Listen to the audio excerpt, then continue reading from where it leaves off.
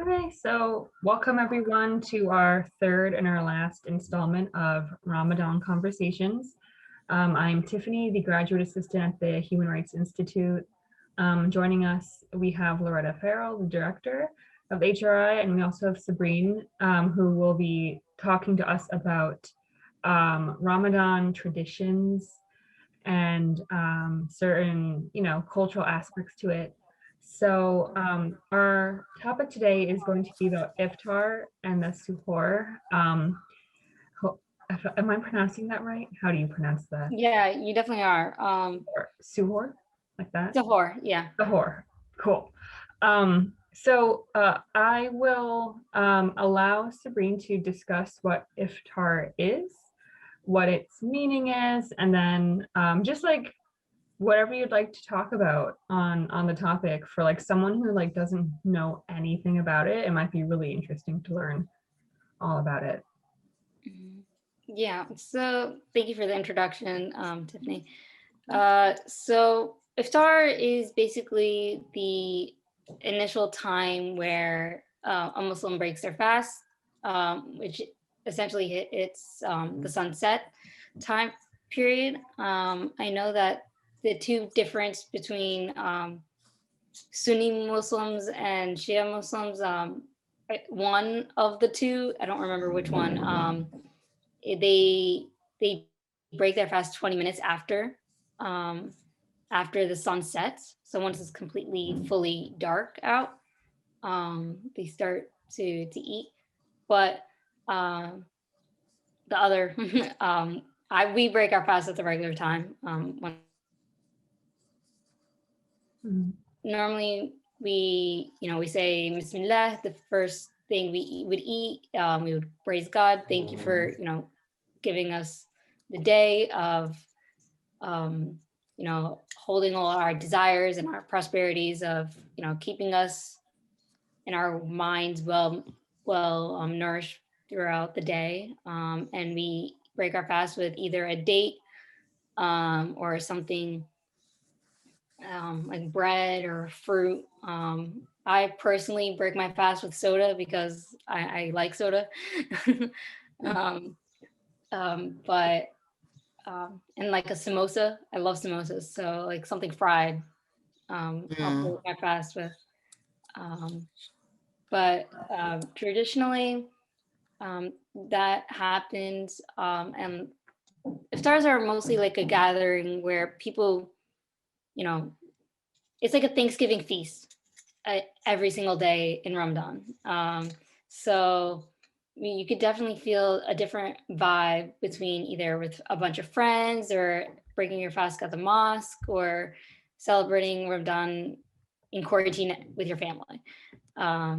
So it's definitely a different feel post-pandemic and current pandemic. Sorry. Yeah. But now since like the world is starting to get somewhat normal, again, we'll be glad to have those types of gatherings again, and feel a little bit more in the religious spirit in a way. It's almost like Thanksgiving and Christmas combined, to feel the different connection of the vibe that Ramadan feels. Yes, and that I also understand that it is a very community or family oriented thing. So I'm imagining, is it like mandatory that you spend it with family, or someone of the faith, or can it just be done alone? Um, it definitely depends on the individual person and what circumstances they are in individually. But yes, it's more towards like family and try to gather the family together. Like for personally with my family, Ramadan is the only month of the year where we actually sit together and we talk about our days and we learn and we vent more often in Ramadan than throughout the whole year, because we're a little hangry. Yeah. I can imagine. But yeah, it's like we like it because like throughout the whole year, we're out and about. We all have different things to do. But as like other families, I can imagine that they have similar situations as well. Um, but I believe that whoever chooses their either chosen family or their blood family they like to spend Ramadan with, um, no one's hold accountable to like make it mandatory. Okay. Yeah. Like if I want to break my fast with my friends at dinner, my mom's okay with that. Um, but it would have to be like a very specific day, like not such a day where she's making specific food just for like me personally. Mhm. But I know one of my friends, they all fasted last year and they came over Oh, and we broke fast. We broke our fast together, which was nice. So like my Christian friends, they would come over and just like experience the holy day in a way, the holy month in a day. yeah. um, yeah. Actually, this is a question more about Ramadan, but like for someone like who is relatively unaware of Islam, how important is the month of Ramadan in like the whole calendar of holidays or holy days? Like, what is it? Because like with I guess like the Christian faith, it would be technically it would be Easter, but I guess, yeah, I'm just wondering like how, um, what is its place in the calendar of holidays in a year? Mhm. Yeah. Like my family personally, we look forward to Ramadan. Like sometimes we're like, oh my God, it's coming up soon. Like we have to prepare, Mhm. and we have to make sure that like everything's all good with our mental health, our physical health being, and being able to prepare like before Ramadan hits. Um, what we like to do, we like to write down a list of things that we want to make better for ourselves individually and make our family better as a whole. So more communication, less drama, you know, more helping hands. Um, but um, Ramadan is supposed to be in a way where we get to feel the struggle of people who are less fortunate. So we pray for those who are less fortunate, and we pray for ourselves and our prosperities to, you know, for our health and our mental health, and for anything good like an exam and stuff like that. Um, and we like to give back to the communities, especially during Ramadan the most. So we like to give back to homeless shelters, feed the homeless, provide, donate money to the mosques and organizations as much as we can. Um, I like to donate more of my clothes that I don't wear, and I'd like to donate those. And I personally, not everyone does this, but I personally take away 2 of my paychecks throughout a semester, and I donate those. So that's what I do for Ramadan. But I also do other things throughout the year when I go to the city, like you see all the homeless people and you feel bad and stuff like that. You buy them a pie pizza and you feel good that you made someone else's day better. And that's the goal in the end. Hmm. Oh, that's really interesting. It's uh I think this is something I mentioned like for the first Ramadan conversations, which is that like I thought it was interesting that you would like devote a specific time during the year to like reflect and pray, which I thought was really interesting. I also read that some people like to do the iftar by giving food to someone else, like they break the fast by doing that. Yeah, exactly. 2 Ramadans ago, my family, we went to Montclair University, and we gave out the iftar dinners at the university to locals who are picking up food trays and stuff like that. And my brother goes to the local mosque, and he goes to like the soup kitchen, and he gives out food there as well. That's like the whole like Ramadan. Like we constrain ourselves from eating and drinking water, and to break our fast. And right after we break our fast, we provide food for others as well. So we like to share, even though we get some, you get some, everyone's happy, and stuff like that. Yeah, that's cool. I think there's also like the way I relate to things is I always mention like my own upbringing. It's just like something I do to like try to relate. But the theme of like charity and giving is also important, you know, during Christmas. But I just think it's pretty remarkable that you have like a large span of time dedicated to that. And it's like, it is for that express purpose of doing so. Like, it's not just like an added on kind of thing, like it is an express part of it. So I also was curious about the sahur, which is the pre-fast meal. And so we'll do that, and then the post-fast meal. So we could talk about those two a little bit more in detail. So we like to set up the table between different dishes.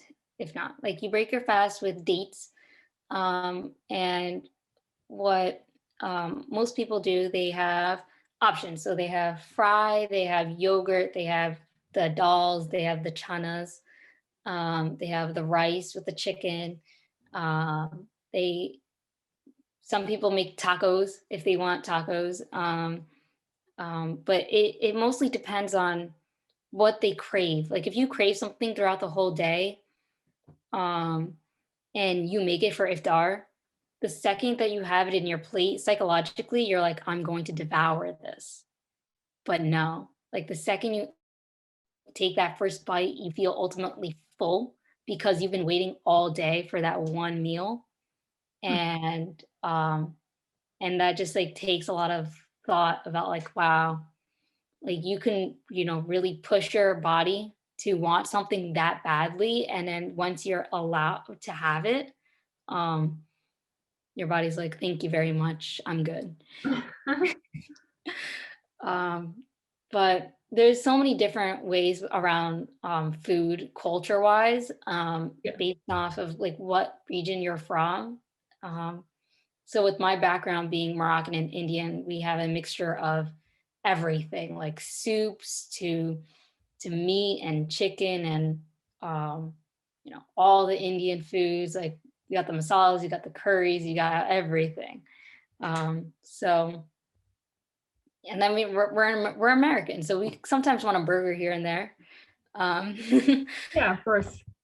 Yeah, so there's definitely those options, but mostly the big ones are the dates. And there's this drink called Rubza. It's like a I don't really like the taste of it, but it comes in a bottle, and it's you can get it at your local Indian supermarket store, and it's red, and it has this sort of, I want to say cherry, but I don't think it's cherry flavor. It's almost like a carousel, but it's not. And to introduce it in a different way that looks similar, but it's not.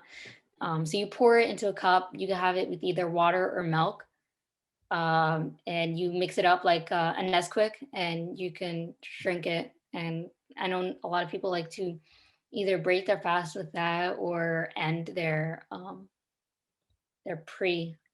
they do their sahur with that. They drink that for the sahur.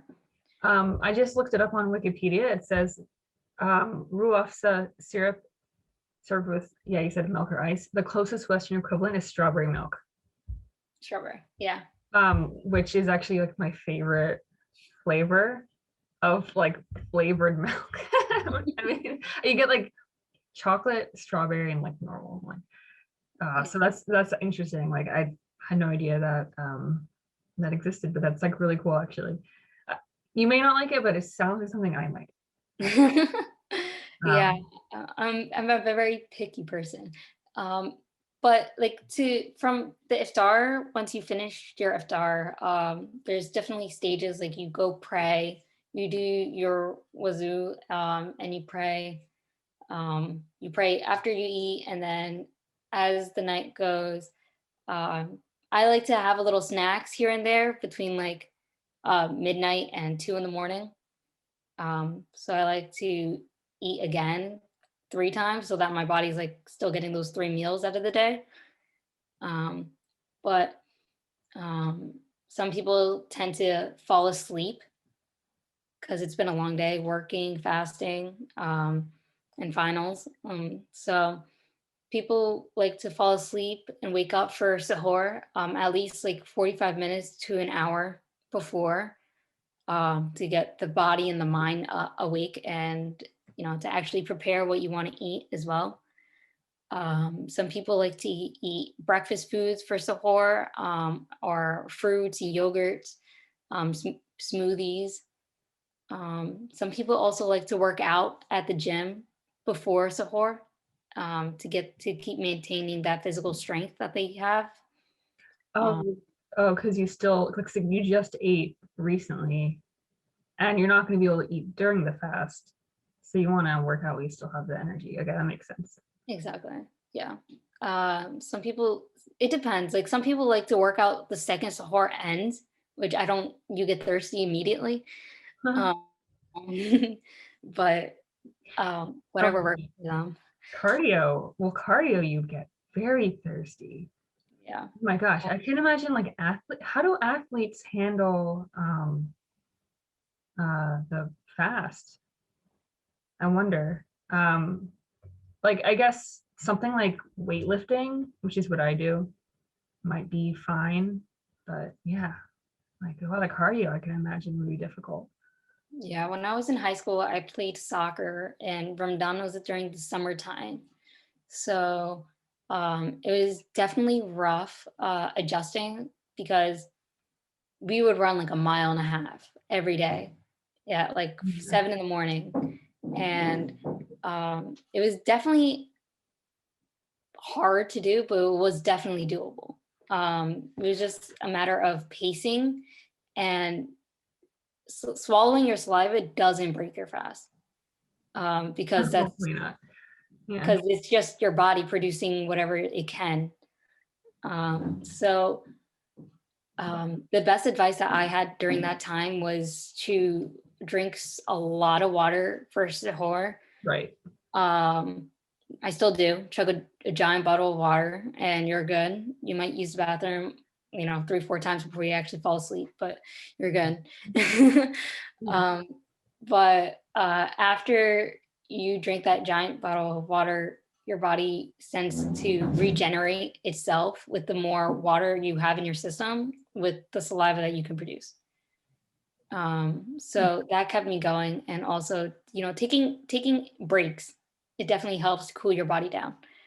You don't want to overwork your body, to a point where you feel like you've had enough and you have the need to break your fast. Because some people, it's like almost bearable for them, and if once they reach to a breaking point, then they'll make it up if they do decide to break their fast. But for sahur, yeah, breakfast foods. I like to eat a full dinner meal, um, but right after sahur, you pray again, and then you go to sleep, or you stay awake and you attend classes, because it's 4:30, 5 in the morning. Mhm. So I feel like as Ramadan continues to go up the calendar year, the time for sahur is going to be going earlier the day.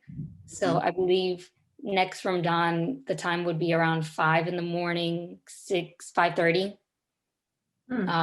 So like that's a perfect time to wake up and, grind, do your work, because you're awake before everyone and you have the leverage to get as much work done you can without getting distracted.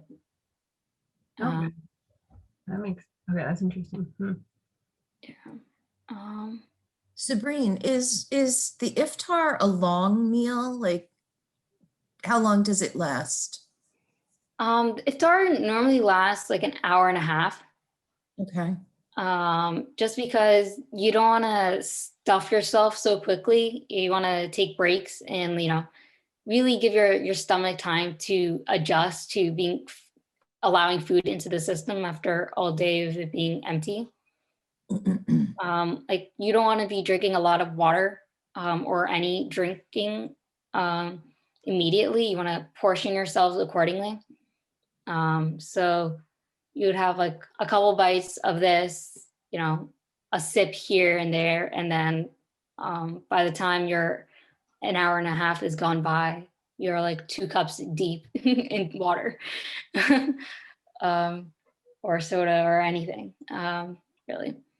But that's how long it normally lasts for us. But I feel like it's very hard to prepare the table and prepare as many things as you would want, especially with a big family, to beat the time of the iftar and to make sure you're like settled into your seat and be like, okay, I'm gonna break my fast now. I imagine you get really hungry while you're cooking too. That's got to be really hard. Oh yeah, you don't want to be like Gordon Ramsay and just like accidentally like lick the yogurt on your finger. Be like, well, let me taste this, and then you're like, oh my god, I almost broke my fast. But no, it's definitely a lot of practice when it comes to cooking during Ramadan, because the portions of salt, pepper, all these other ingredients becomes natural to how you prepare your food. And there's also like alternatives you'd be able to do here and there. I know my family, we like to give my mom like a week break of cooking. We solely take turns of purchasing outside food for like a week of just giving my mom a break. Oh, that's right. So we like to take turns and like also preparing who knows how to make what dish properly. And we like to help out as much as we can, like around 4 p.m. That's when the original time my mom tends to start preparing and cooking if she hasn't done already the night before. Wow. So we like to be like, okay, what do you need? You need chicken, you need this, you need that. And then we help prepare, and someone else will go set the table. Someone else will bring all the utensils. And sometimes like we're missing an ingredient, we'll like run to the store and grab it and come back. But iftar is just like, it feels such a rush, especially here in America. It's so different if you're at like a more Islam-based country. So if I were to spend Ramadan in Morocco, which I've done before many times, it's such a different feeling, because you could feel it in the air that everyone is fasting together, the whole country is together, the neighborhood, the mosque. My grandma's house is right across from the mosque, so we would hear them call out for prayer on the speakerphone, and that's your alarm. That's your 6 a.m. alarm. You're great. You better go eat before he stops talking. But it's just such a different feeling. Like we would sit in the patio and we'll just like breathe in and just see the sky and be like, wow, this is Ramadan. Like we're really like experiencing it together as a family, as a community, as a religion. And it's just amazing. Is there a particular day during Ramadan that is more important than others? I know a lot of Muslims, they like to do the 10-10-10 rule, where every 10 days they reevaluate what they've learned and what they've changed about themselves. Hmm. But um, for me personally, I'm not as well educated in the religion or Ramadan as an educator wise. Um, I wouldn't really know how to answer that besides Eid being the most um, important day and the night before. Hamza has his hand up. Yeah, please. So I think the question you said earlier on one of the days of fasting, if I'm correct, one of the days where we fast that's like a little important, a little more important. Like Sabrine said, there's like that 10 rule, like the last 10 nights of Ramadan are said to be the most powerful. And one night in particular is said to be, you know, above all, the most powerful, which is the 27th night called Laylatul Qadr, or the night of power. And that night is said to have, you know, if you pray during that night, you it's equivalent to, I think, like 100 years worth of worship, like just in that one night. So it's really like pushed and like important to like pray, like attend, you know, just if you can do something small, you can do something big, but that night is said to be the most powerful. That's really interesting. Thank you. You're welcome. Cool. More things to learn. Yeah, I definitely, that's definitely the reason why the mosques are always packed. But yeah, the 27th day is very important. And also like when you when you pray during Ramadan, all 5 prayers throughout the whole month, you're basically you're basically asking Allah to forgive you of your sins and whatever you have thought ill of either yourself or someone else or anything ill-mindedly. Any other sin as well, whatever you want to ask for forgiveness. It could be anything. Allah will grant you that forgiveness, and for fasting, for praying, and all that.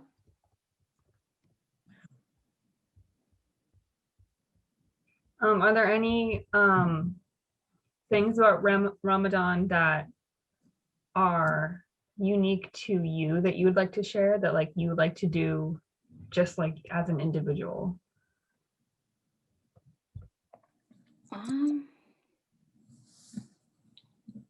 What I would do differently? No, like practices that you do that are unique to you. Oh, okay. So for me and my family, we like to look out for each other when it comes to Sahar, and even for Iftar too. We lean on each other a lot when it comes to Ramadan. So we either have like 1 or 2 of us who would stay up throughout the night, keep ourselves busy with our homeworks or binging some Netflix show.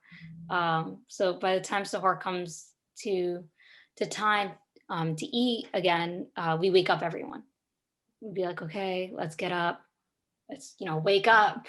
And,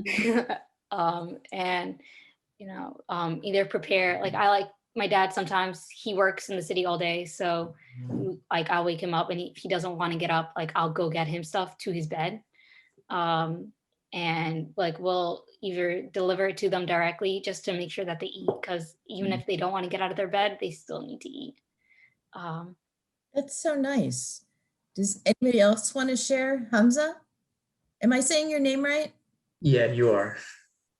So one thing I do that it's kind of small, but like I feel like it's a good way to instill like discipline in ourselves, and it doesn't even have to be like Ramadan for us to practice this. But like I just I stay away from like, you know, music. I don't watch any like TV shows or movies. And I kind of like lessen my use of like social media to like kind of cut that like, that worldly aspect out of my life a little bit and focus on, prayer, reading the Quran and like, especially like connecting with my family. Thank you. Yeah, that makes a lot of sense to me. I feel like, well, I wonder if it's especially important to kind of do that now, because I mean, I don't know about anyone else, but I have been like taking in so much media. I have been taking in much more media than usual, especially YouTube. So I can imagine during a celebration like this, I feel like that would be most important, especially like abstaining from that and instead focusing on like your family or your prayer. I feel like is probably really important to do, especially now because COVID. It's so interesting. I also was raised Catholic, and so we've got Lent, during which we are supposed to give things up, and the focus is on the giving up as opposed to the introspection and reflection and giving to the community. And I love the way that Islam has so much more of a positive spin on this than at least my religion, Yeah. Well, it's also interesting because I was raised Catholic and I remember Lent, but I had a very superficial understanding of Lent, even with and it was just like, oh, what's a food I'm going to give up? But like this is yeah, like I agree with you. It seems far more more involved. Like it involves not just observation of the, I guess, the text, the religious text, but it is the focus on the self and improving the self, and like which I find really interesting. And deepening your faith. It's Exactly. I really love that.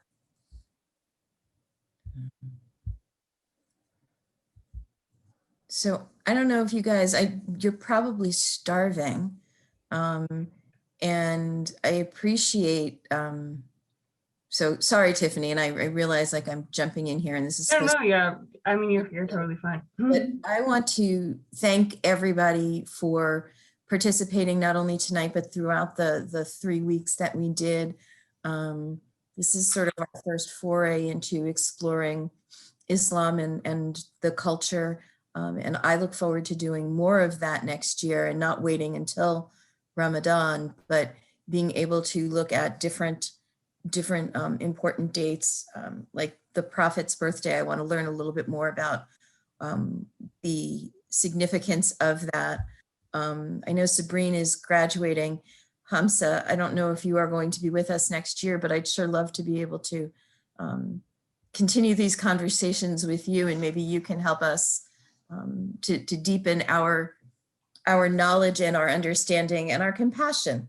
Yeah, I'll be here next year. Terrific. Okay. Awesome. And we have these, these will be posted on our YouTube, as well as all the other video content that we made this semester is also on our YouTube channel. It has just been revamped and updated, so it's like really interesting. We have a lot of really cool stuff on there. I will just, I guess I'll just give my closing remarks. So thank you, Sabrine and Hamza, for joining in. It was wonderful. And I really enjoyed these Ramadan conversations. And maybe we'll do a similar event next year, but it was great. And good luck to all of you in your finals. I know that we are heading into them. I have no idea what day today is. It's Tuesday, although the university seemed to think that it was Friday. So, but good luck with finals, and have a wonderful summer. And I look forward to seeing the rest of you when you come back. And Ramadan Kareem, is that? Yep. Yeah. Thank you. Thank you. And happy birthday, Sabrine. Thank you. Oh, happy birthday, Sabrine. Thank you. Happy birthday. Thank you. Happy birthday. Thank you.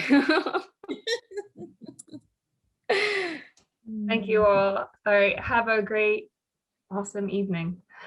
All right. Assalamu alaikum.